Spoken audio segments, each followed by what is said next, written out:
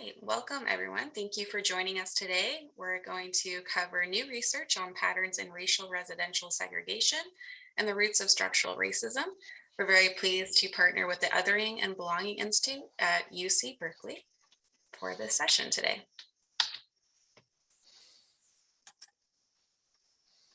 And today's speaker is Professor Stephen Menendian. He is the Assistant Director at that institute, as well as the Director of Research. And before I hand it over to Stephen, I just wanted to take a moment to thank our sponsor, which is SOMA. The Solar on Multifamily on Affordable Housing program provides rebates for installing solar PV energy systems on multifamily affordable housing. So our affordable housing providers with us today can check out calsoma.org for more information. And I also just wanted to note that SCAMP is supporting a new statewide campaign to help California reach its energy goals. So across the state, time of use rate plans are going to go into effect. And as a way to encourage Californians to change the way they use energy and to power down during 4 to 9 p.m. So if you work with residents, make sure that they know that these new time of use rates will affect what they pay for energy during 4 to 9. And that covers our intro. So I'm going to go ahead and hand it over to Stephen. Good morning, everyone. It's great to be here. Thank you, Jeanette, for inviting me, and for ScanPH for uh, bringing to the attention of your constituents, your colleagues, and folks this important subject. I'm really excited to share our research with everyone. And I have some slides specific to Southern California, so hopefully it's near the end, so you're going to have to hang in there. Let me transition to my slide deck, and if that works, we'll get underway.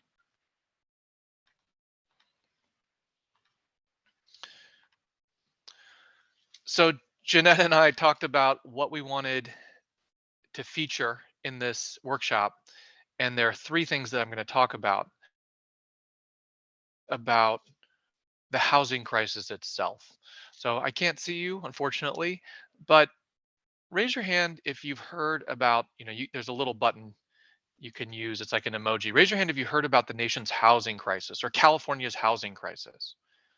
I want to deconstruct that a bit, because I have the sense from doing research on housing for many years here in California that when advocates, when journalists, when policymakers talk about the housing crisis, they're often talking about different crises or related crises, but different aspects of a crisis.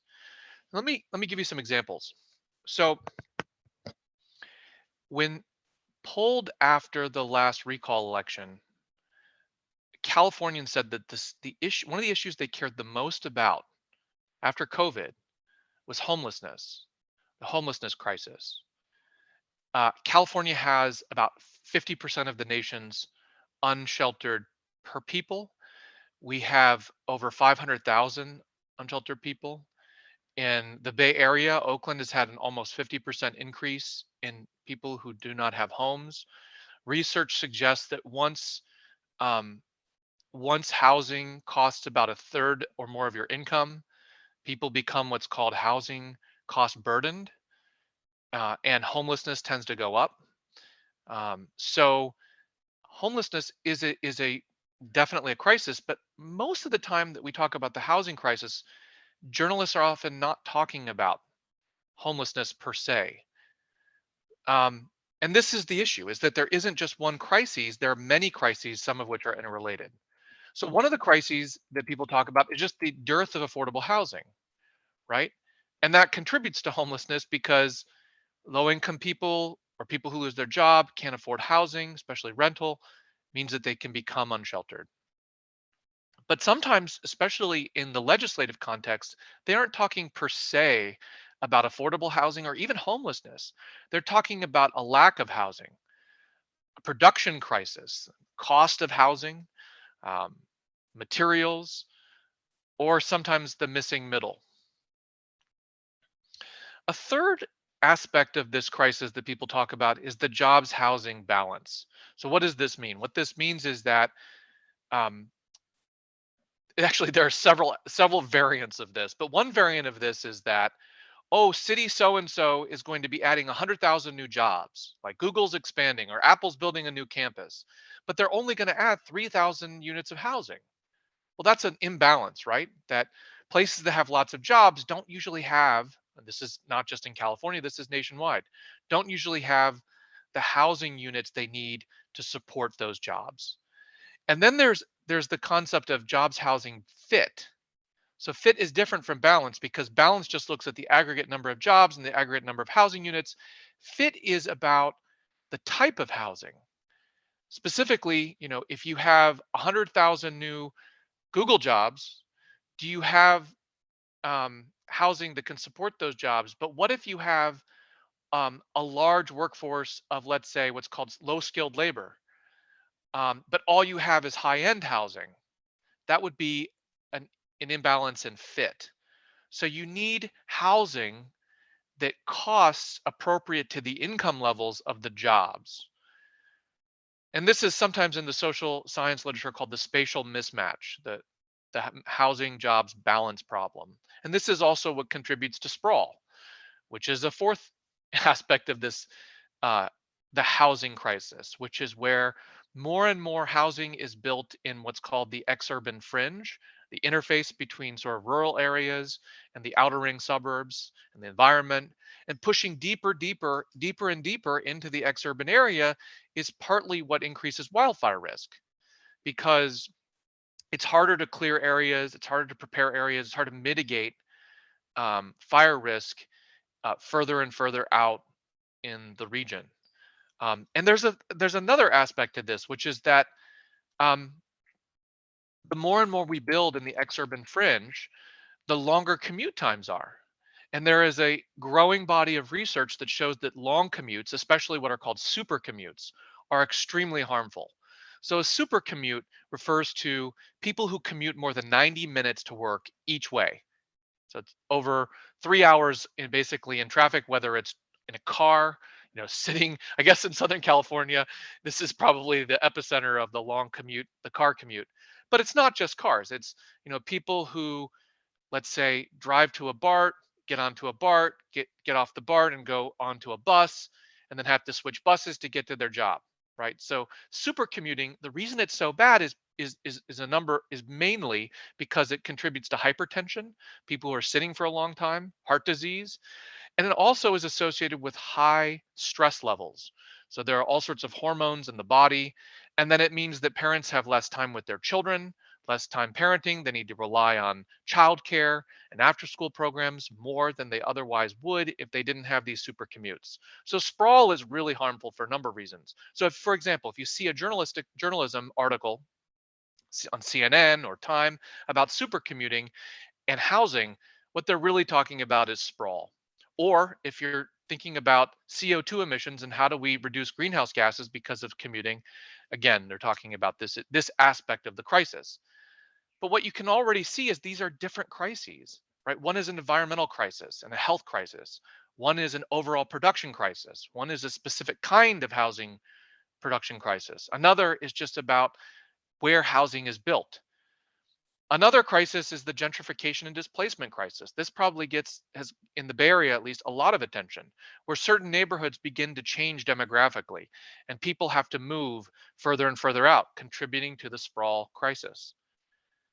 But there's another crisis that exists as well, and this is a much older crisis, probably older than all the other crises, to be honest, because the United States has not had a homelessness problem like we have now since the 1930s.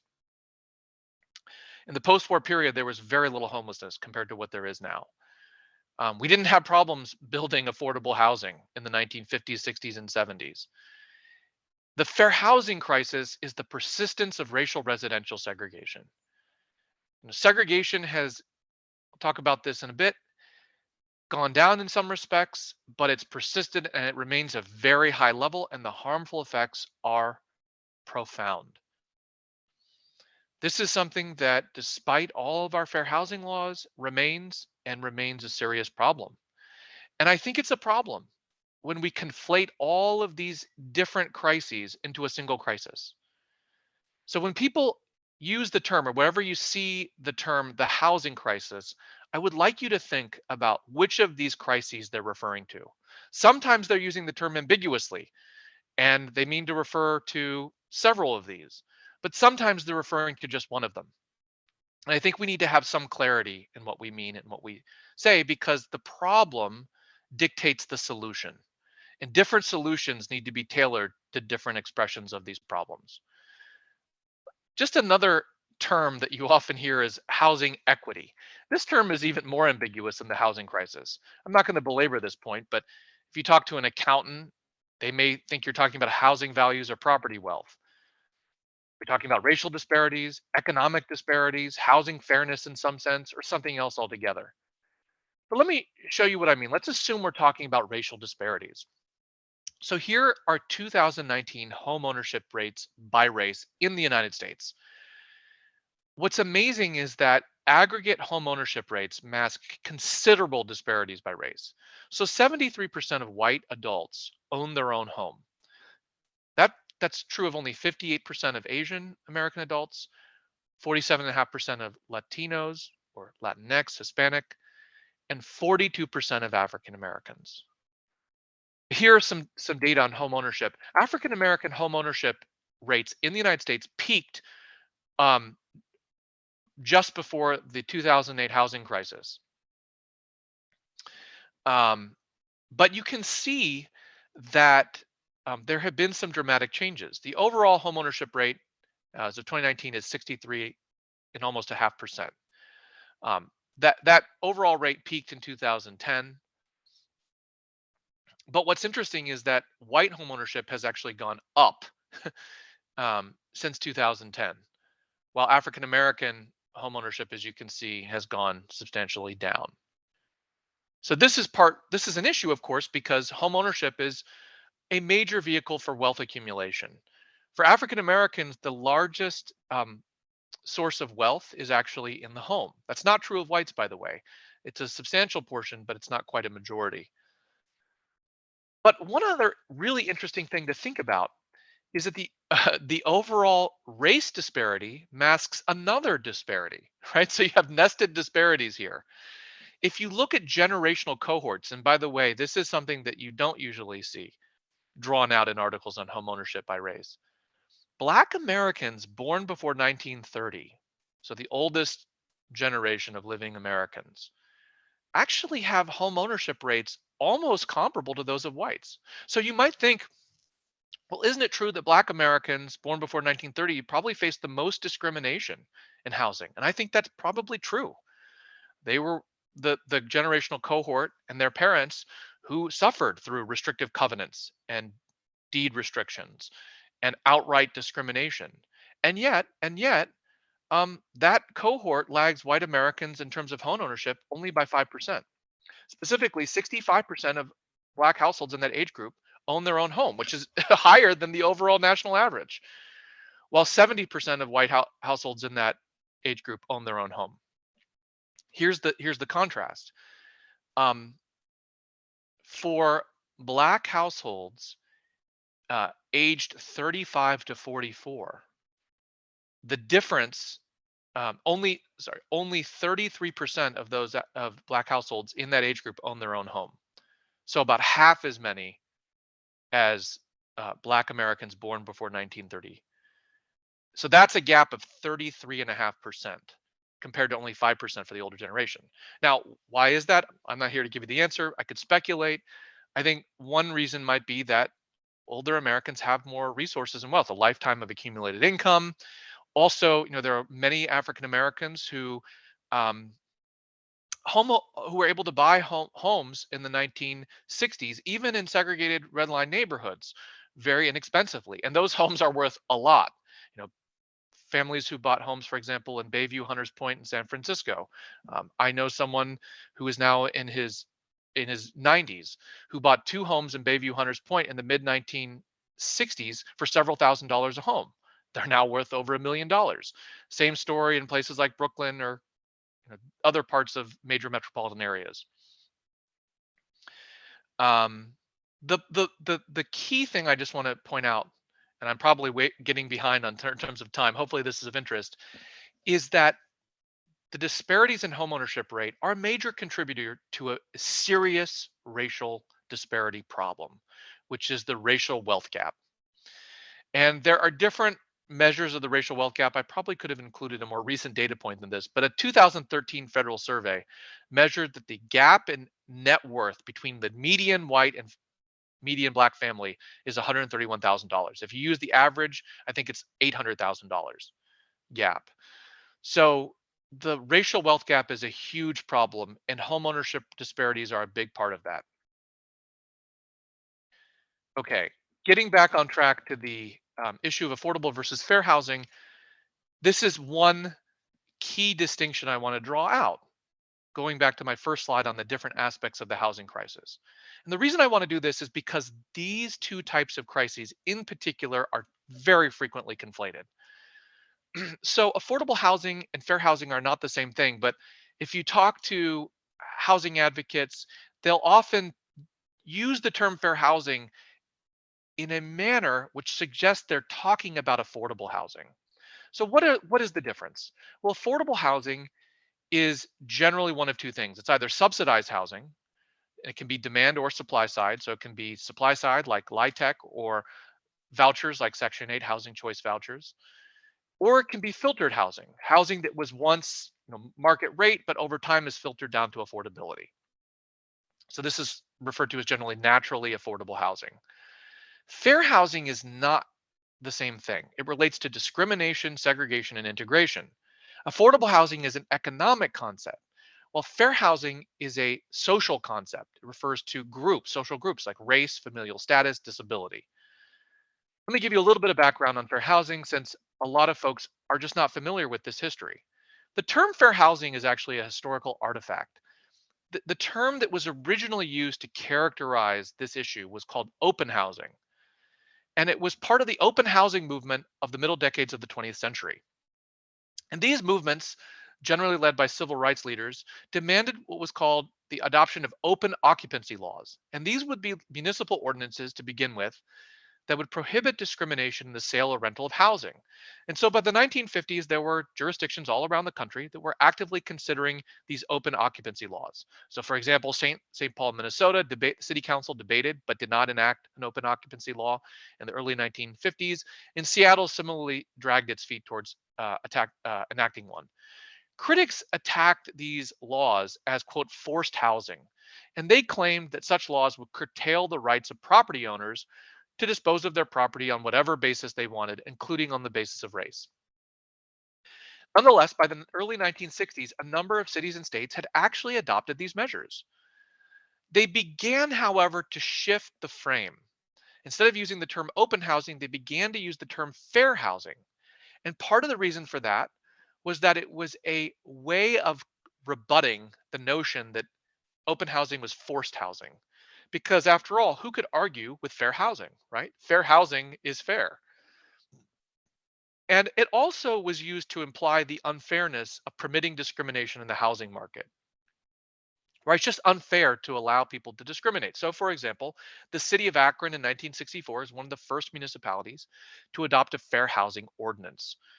1963, California enacted the Rumsford Fair Housing Act, one of the first statewide measure to prohibit discrimination in the sale or rental of housing accommodations. However, there's a caveat to that story. The public opposition to this law was so intense that a ballot initiative in 1964 overturned the Rumsford Fair Housing Act. So, and by the way, there was another ballot initiative in Akron. There was an attempt to overturn that city's fair housing ordinance. So these things happen in fits and starts. But by 1968, it was basically a moot point because these things progress from the city to the state and then ultimately to the federal level. In 1968, Congress adopted the Federal Fair Housing Act, also known as Title VIII, which amended the Civil Rights Act of 1964, and it prohibited discrimination in housing across the country. I want to say, however, the Fair Housing Act did not precisely define fair housing. Um, it just, by its own terms, prohibited discrimination in housing, but that isn't necessarily the same thing as fair housing.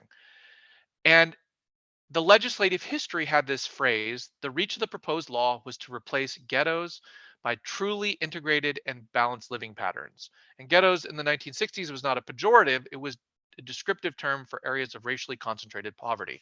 So if you read, the Kerner Commission and other reports at the time, ghetto was frequently used as a term. It probably has a lot more negative connotations today. The origins of the term actually refer to Spanish areas that were restricted to Jewish inhabitants in the 15th century. The First Circuit Court of Appeals that reviewed a fair housing claim provided further elaboration on the definition of fair housing and said that action must be taken to fulfill as much as possible the goal of open, integrated residential housing patterns and to prevent the increase in segregation. So the point here is that the emphasis in understanding what fair housing meant was around integration, segregation, and balanced living patterns, not simply ending discrimination. There was something more proactive envisioned by the designers of that law. And an Obama era federal regulation codifying affirmatively furthering fair housing elaborated upon this. And I think this is a magnificent um, definition of what it means to affirmatively further fair housing because it contains so many different elements. It talks about opportunity, disparities in housing needs, segregation, integration, balance, and concentrated areas of poverty. So this is a wonderful, unfortunately, this rule was repealed by the Trump administration, and the Biden administration is trying to reinstate this. Currently, the Fair Housing Act, as amended in 1988, protects 7 different groups. These are the groups, I won't read them off. Here's the problem when we conflate affordable and fair housing. The problem is that there are policy trade-offs between those two policy goals. And this is just an issue. I realize I think some of you are developers or work with developers, but this issue is something we don't talk about very much, but it's easy to understand in the abstract. So think about the affordable housing crisis, which is one of the 6 crises I mentioned at the top. If if the problem that we understand that we have to address is simply, let's say, affordable housing or homelessness, we can solve that through just building as much affordable housing as we possibly can or creating, deed restricting, and so on, affordable housing. Here's the policy problem. If building as the maximal amount of affordable housing historically and contemporarily means exacerbating racial and economic segregation. In other words, if the policy objective is just super hyper narrowly focused on maximizing affordable housing, that will often mean increasing or worsening racial and economic segregation. Now, why is that? Because it's much easier to build affordable housing. There's less NIMBYism, there's less opposition, the land is easier to acquire in what are called recaps, racially and economically concentrated areas of poverty. This is not an abstract point. This is not a theoretical point. America's history of subsidized housing policies and contemporary housing proves this out. It bears this out. So historically, think about the high-rise public housing buildings that we built in the 1950s and 60s. The Cabrini Greens, the Igu Pruitt buildings, those were extremely segregated. And not only did we concentrate poverty in those buildings and create incredibly harmful effects, but we also built them in racially segregated communities. That's not just a historical fact. The largest affordable housing program in the United States right now, dollar amount, is light, and I think also in terms of units is LIHTC. This program is about $8 billion subsidized annually. It's administered by Treasury, not HUD, and it's funded by the Treasury, not HUD. States administer it, and they give tax credits to developers to build affordable housing. Unfortunately, research fairly consistently, not 100%, but fairly consistently shows that this program tends to reinforce racial segregation because developments are disproportionately placed in recaps. This is a map that I had created for a Supreme Court brief we submitted in 2014 relating to Texas's administration of LIHTC. And what we found in Texas is that about 90% of LIHTC units were built in racially and economically segregated areas. So each of the dots here is a LIHTC building as of 2010. And the underlying tracks you can see are racial concentration. The darkest shaded tracks are percent non-white above 80%. I'm way behind on time here, folks, so I'm going to have to speed through. Um, there were very, very, very few LIHTC buildings built in areas that were heavily white. I think it's something like in Dallas County, you can see it's under 5% of LIHTC units were built in predominantly white neighborhoods. And I think it was under, I think I have the figure somewhere else, um, under like 25% in the Dallas 9-county MSA. We did a similar study in California and found somewhat similar results. Folks, I'm going to have to speed forward because I promised to only speak for 40 minutes, so we can get to Q&A. Housing choice vouchers, about 2.2 million Americans, low-income Americans, receive vouchers, formerly known as Section 8. Research shows that because of the value of the subsidy, this voucher holders tend to go into racially and economically segregated neighborhoods. So this is not an abstract problem. Segregation is not simply secondary, in my opinion, to building affordable housing. It's a separate and independent problem that needs to be understood. We conducted a major national study, which we published in the spring of in early summer this year, that found all sorts of harms associated with the racial segregation itself. So we found, for example, that neighborhood poverty rates are 3 times higher in segregated communities of color than segregated white neighborhoods. And concentrated poverty, which is either 20 to 40% or more, is a threshold, a social scientific threshold where all sorts of harmful effects begin to manifest. We found that Black children raised in integrated neighborhoods earn much more as adults per year in income, and even more so when raised in segregated white neighborhoods than when raised in segregated communities of color. We found, these are just some high level findings. We found that 83% of the neighborhoods that were given poor ratings on the Hulk maps in the 1930s, that were either C or D ranked ratings, were highly segregated in 2010, highly segregated communities of color. And overall, we found that segregation has increased. That between 1990 and 2010, 81% of metropolitan areas that have more than 200,000 residents had slightly more to significantly more segregation, racially measured racially residential segregation. So here's 2 critical charts that we created that you can see the difference in life outcomes between integrated neighborhoods, highly segregated communities of color, and highly segregated white neighborhoods. Median household income is almost twice as much in highly segregated white neighborhoods as highly segregated communities of color. Home values almost twice as much. Again, poverty rates 3 times as much in highly segregated communities of color, and down the line. Life expectancy, gaps, and so on. But what I wanted to emphasize is this is not occurring just at the individual level. This is a structural condition. So it's not simply about Black families and white families. It's about what's occurring in these neighborhoods. And the way that we know that is because we can look at different race people in these neighborhoods. So Black children born in highly segregated white neighborhoods earn much more income as adults, as I said before, than Black children born in highly segregated communities of color. And white children born in highly segregated communities of color earn much less income as adults than white children born in highly segregated communities of color. So you can tell that there's something occurring in the neighborhood. It's not just about the family and the race at the individual level. It's not the racial identity of the person. It's not just that, it's the structural conditions in these environments, in these neighborhoods, and in these cities. This is some research we did on the Bay Area, showing how different forms of segregation have declined using the dissimilarity index.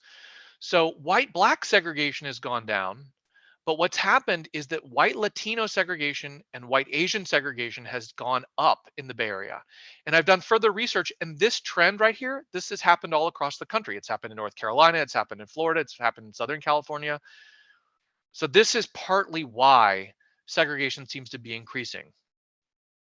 In the 9-county Bay Area, we found that 7 of the 9 counties are more segregated in 2010 than they were in 1970. The two exceptions were Alameda County, which is slightly less segregated, and San Francisco County. Alameda is where Oakland is.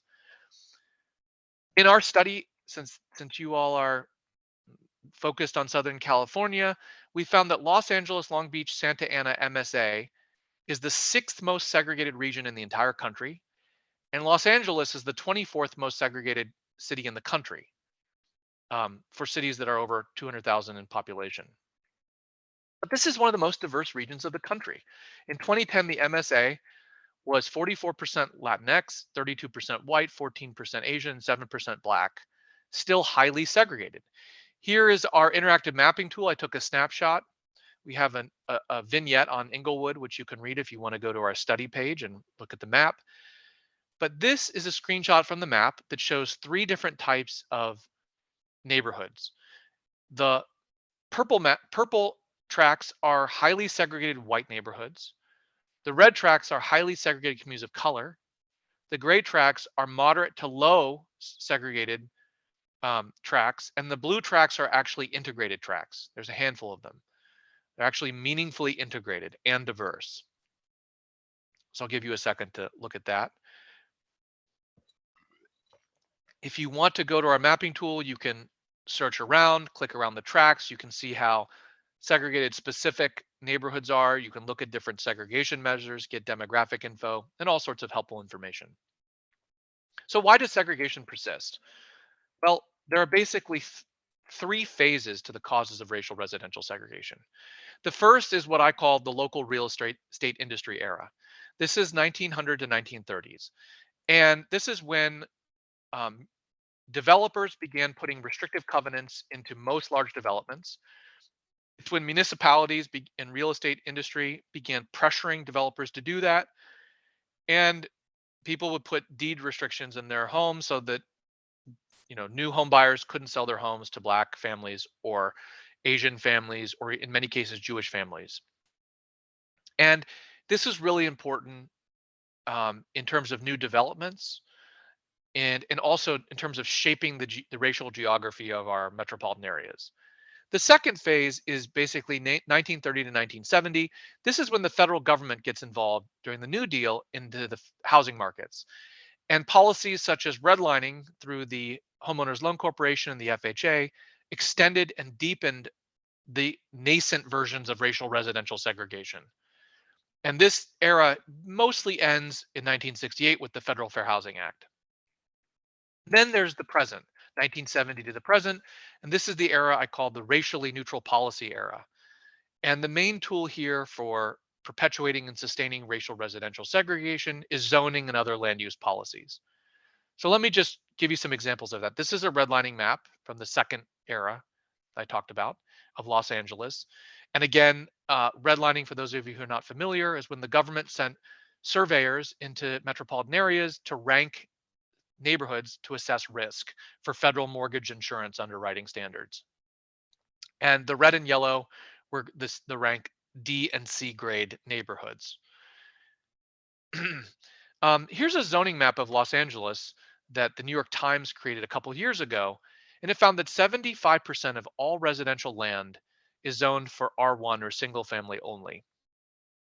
Now, I would just want to say an aside on SB 9 for those of you who are familiar with that.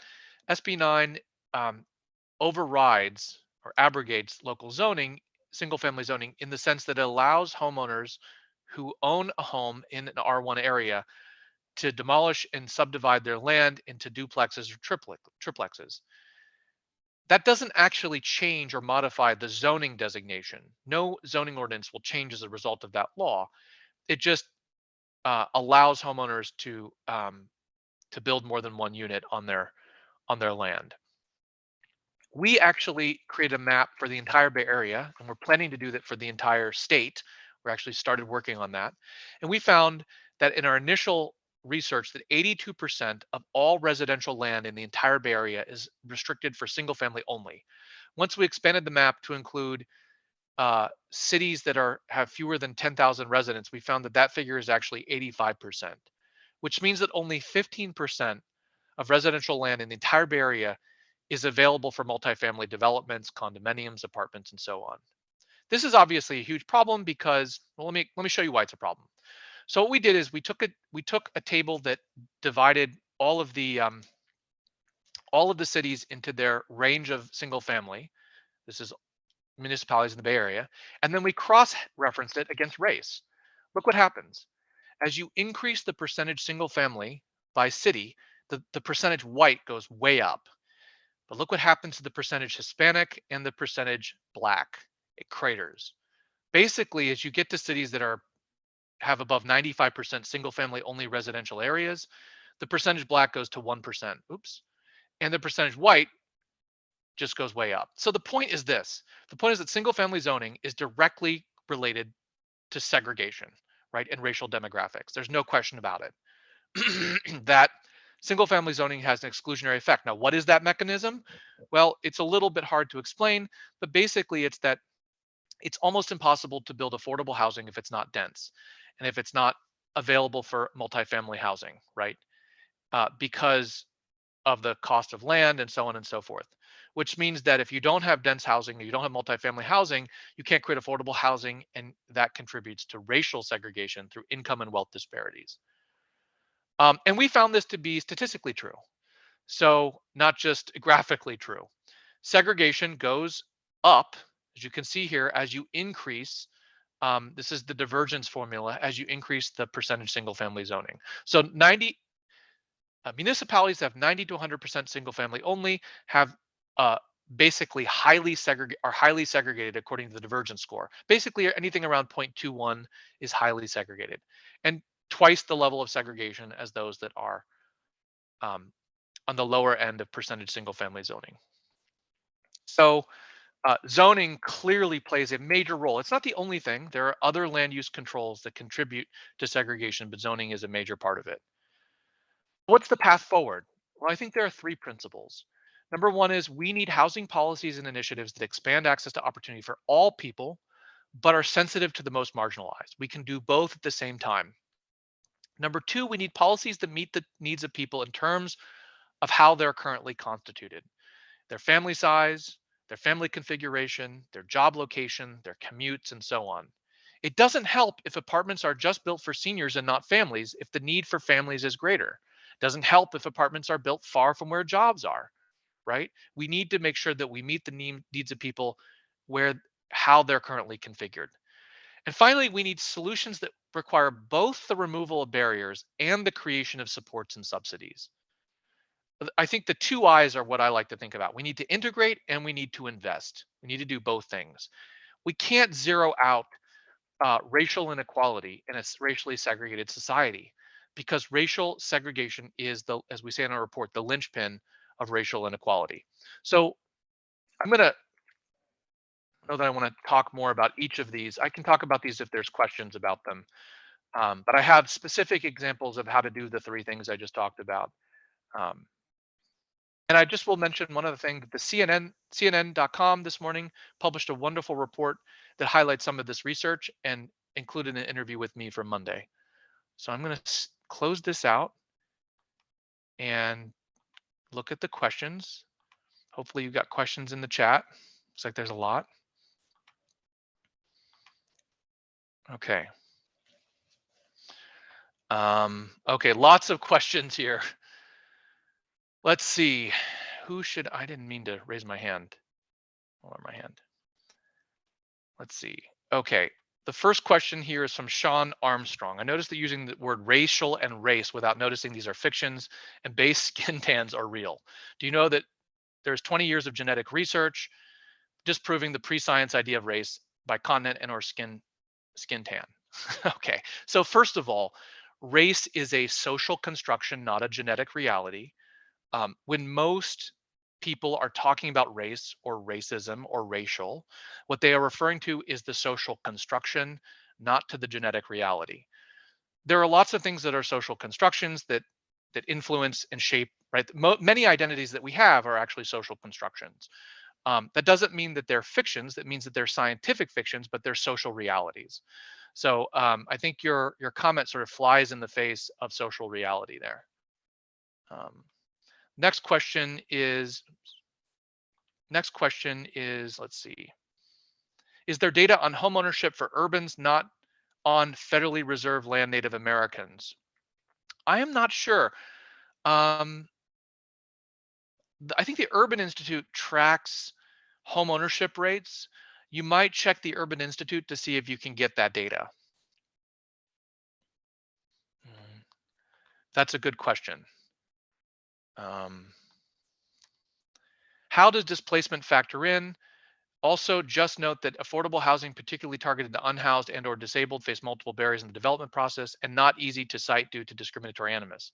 Totally agree. I'm not sure what you mean by how does displacement factor into what? Into segregation? I think it's a big part of it. Honestly, I think it's a contributed to racial residential segregation, particularly intermunicipal segregation. Um, can we have the slides emailed to us? Uh, um, I'll tell you what, we'll make the video available. I don't want to make the slides available because, um, yeah, I won't make the slides available. But I think Jeanette, are we going to make the video available afterwards for people to watch? Yes, we'll share the recording with everyone. Perfect. Um, there's a question here about African Americans not wanting to integrate for equality. How do we plan for that? Um, so this is a complicated question to answer. One thing I would say is that if you survey people around the country, and there's been a lot of research on this, including African Americans, and you ask them what is their ideal neighborhood, it's much more diverse than neighborhoods that we currently have. So the question is, what is the gap between what people say they want to live in and where they live? And it's the forces that drive racial residential segregation. So I'm not of the view that we should coerce people into moving to neighborhoods they don't want to live in or feel uncomfortable in. But I do think that there is a ton of research showing that people, if given the option, will actually move to more diverse and more integrated neighborhoods. So, for example, there's a set of studies done between 1994 and 1998 called the MTO experiment. And basically, they gave vouchers to low income people in 5 metropolitan areas, many of whom were African American. And they talked about where these families wanted to move, and they wanted to move to integrated or more white neighborhoods, but they couldn't do it because of barriers to those neighborhoods. So I think what we need to do is give people options, people freedom, give people choice, not coerce people to moving to neighborhoods they don't want to move to, but give them open up neighborhoods that are, let's say, more white to people of color if they want to move into there. And part of the way you give them choice is by giving them the subsidy to be able to afford to do so. Um, what about research that's pointed to better economic conditions? So people keep posting questions and I'm having trouble reading this. Hold on. What about research that's pointed to better economic conditions in more diverse neighborhoods? Our research shows that, and so you can see it in our study. How does that relate to outcomes for different races? I don't understand that question. Sorry. Where can one access the interactive mapping tool? Let me pull it up open right now. But if you go to the study landing page, the interactive mapping tool is on the right hand side. So I'll post the study into the chat right now. Let's see. How do I get to the chat? Here it is. The mapping tool is on the right hand side. Okay, another question. In that the problem of homelessness is not as grave as the US and the banks that have a different responsibility to society. I don't understand that preface. And the history banks have a responsibility to what we have here. What would you say needs to be triggered from the government policymakers to address this issue of homelessness? I'm sorry, Craig, I don't understand your question. Um, yeah, I just don't understand the question. I don't even know how to parse it. Any specific reasons why someone born into highly segregated communities of color would earn less? Yeah, there's lots of reasons. One reason is that the environments are underinvested. Those neighborhoods have fewer jobs overall, fewer good jobs, lots of harmful effects. A lot of these neighborhoods, for example, have lead in the water, particulate matter, which is both of those, and the environments in these neighborhoods are much worse, which means that these environments, um, contribute to uh, lower academic attainment and lower academic achievement. There's a lot of research, for example, showing that um, historically Black neighborhoods have much higher uh, leaded paint, um, higher exhaust and particulate matter, which contributes to, for example, asthma, which inhibits learning and sleep. There are food deserts. There's a lot of reasons. If you just read our study, you'll see the schools don't have the same resources in terms of tax-based capacity. You'll see in our study that we talk about this a lot. Okay. Since racism causes poverty impacts, this is Michael Anderson, impacts a child's ability to become a self-sustaining adult. Why do we not design and program community development around homeownership where we can begin to reduce and eliminate poverty? Well, it's complicated. I would say that if you have the option to create affordable housing in high opportunity areas, and the affordable housing is rental, that is preferable in many respects to creating homeownership opportunities in low opportunity environments that are harmful to children, because the environment is actually just as important as the wealth accumulation the family has, especially for young children. And Ross Chetty's MTO study, I think, bears that out very, it's ideally you would do both. But um, if ideally you would do both. Okay. Mm, let's see. Veronica Garcia has a very long question here. Let me see if I can try and answer this. Um, this is a question about the definition of high opportunity areas, high resource areas. I would just say that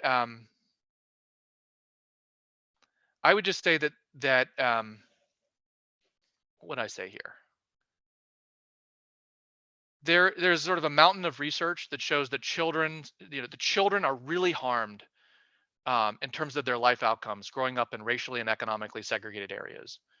Um, Now, integrated areas are fine in terms of the research outcomes, but recaps, places that have high levels of poverty and places that have low tax-based capacity, have poor performing schools, these are places that we should not be building low-income or affordable housing. We're just when we do, we're just replicating the the devastating harms that we did with the Cabrini Greens and all of those public housing buildings that we built in the 1950s and 60s. Leticia Ramirez says education plays a huge role. Undoubtedly, part of the reason that segregation is so harmful is because segregation doesn't just separate people, it separates resources, tax-based capacity, tax revenue, so on and so forth, that funds education, that funds amenities, that funds healthy environments. Um,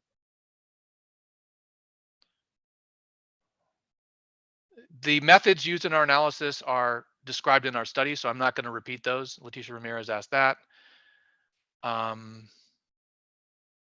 How do you reconcile the need for investment in anti-displacement strategies in historically marginalized and disadvantaged communities of color with investment in more affluent areas in the name of fair housing aims of integration? Well, I think the way you reconcile that issue is you recognize there are different problems, right? That's why I said that there are different housing crises. And so I do think we need to, that's why I said I think the two solutions are integrate and invest. Um, I think what we need to do is we have to solve the affordable housing crisis, and part of the way you do that is you're not going to be able to just do that by building only in high opportunity areas, right? We're going to have to build some in a balanced way in other places. But I do think we have a fair housing problem, and we need to address segregation still. It's been a problem for over 50 years. So I think we have to tackle those problems together and individually. And we can't just say, we can't just solve one in the name of housing equity and then pretend as if we solve the other. I think that would be naive. Can you please discuss how this impacts public health, environment? I think I've talked a little bit about that. There's a good discussion of that in the study on health, and there's a lot of citations there. So I'll just direct you to the study for that. Um, Daniel Milner, I strongly support opportunity zones, not the tax credit Trump era policy, but the use of opportunity mapping to direct LIHTC and affordable housing. I strongly support that. With these integrated neighborhoods created through subsidies and affordable housing into more affluent, what would stop the phenomenon of white flight and then stripping of resources once again? Well, part of what happened during white flight is that neighborhoods hit a certain tipping point. Creating small affordable housing developments in predominantly white neighborhoods is not going to create white flight. We're not talking about a transition from, like Ferguson, from 20% black to 60% black. Also, white flight is much more difficult today because in the post-war area, white flight occurred when we were essentially creating new municipalities. While there are some municipalities that are growing in exurban areas, there is a limit to how far people are really going to, affluent white people are going to want to move out. I don't think the danger, if anything, the white flight is sort of the from the suburbs back into urban areas. So I think that the post-war pattern, post-Brown period of white flight is not likely to return. Um, it's just extremely unlikely. For example, if you have, just thinking about places in the Bay Area, Walnut Creek, Lafayette, creating a development for affordable housing that includes communities of color, there's zero chance that Lafayette is going to become, less than 80, less than 75%, 70% white. It's just not going to happen through putting some of these housing developments in there. Zero chance of that. Lisa Kane in the chat asks, what about the epigenetic generational impacts of segregated communities? There is a lot of research on this, on intergenerational. I direct you to some of the research in our study. Patrick Sharkey's book, Stuck in Place, covers this. Robert Sampson's research. You can Google him, and his work has studied this in Chicago. Lots of that on that. Lots on that about that. I think that's pretty much every question. I think, yeah, I think that's pretty much it. I really appreciate your participation. This is great. Great questions, tough questions, important questions. All right. Thank you, Stephen. We really appreciate your time. And we will share the recording with everyone who is registered later today, and also a survey about this session. So, well, thank you, Stephen, again for your time. And hopefully we'll keep the conversation going. Sounds great. All right. Bye, everyone.